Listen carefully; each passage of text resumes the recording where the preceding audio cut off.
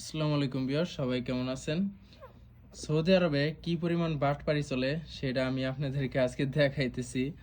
এটা হচ্ছে আপনার অ্যাপলের ক্লোন এয়ারপডস প্রো।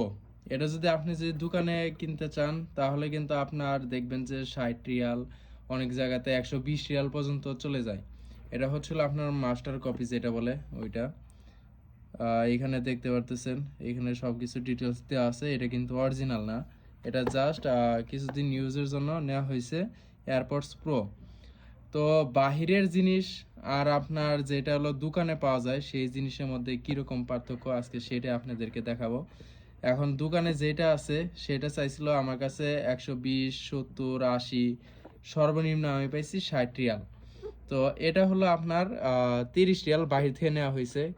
যেহেতু কিছুদিনের জন্য ইউজ করব, কোয়ালিটি কীরকম সেটা এখন দেখাইতেছি।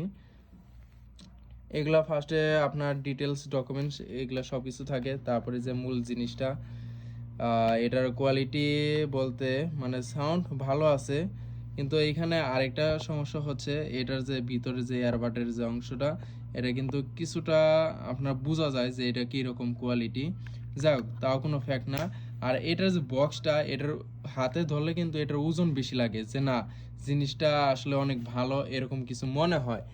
কিন্তু যখন মনে করেন যে জিনিসটা আমি সব কিছু খুলছি বক্স থেকে, যে কেবল সব কিছু পাবেন, তারপরে এখানে আপনি যে এয়ারবাডসের যে রবারগুলো আছে এই রবারগুলো থাকে।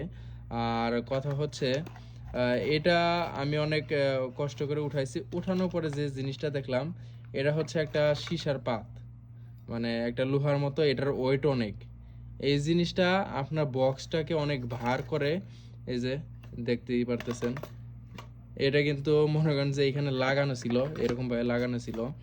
এটা যখন টান দিয়ে উঠাইছি তখন দেখি এই জিনিসটা আসলে বকটা হ্যাভি করার জন্য বা আপনার জিনিসটা অরিজিনাল ফিল দেওয়ার জন্য এরকম কাজটা করে। সৌদি আরবেও কিন্তু আপনার 2 নাম্বারই কাজ চলে বেশি। তো এইটা হলো তার প্রমাণ। আপনার 30 টাকার জিনিস আর কোথায় 100 টাকার জিনিস।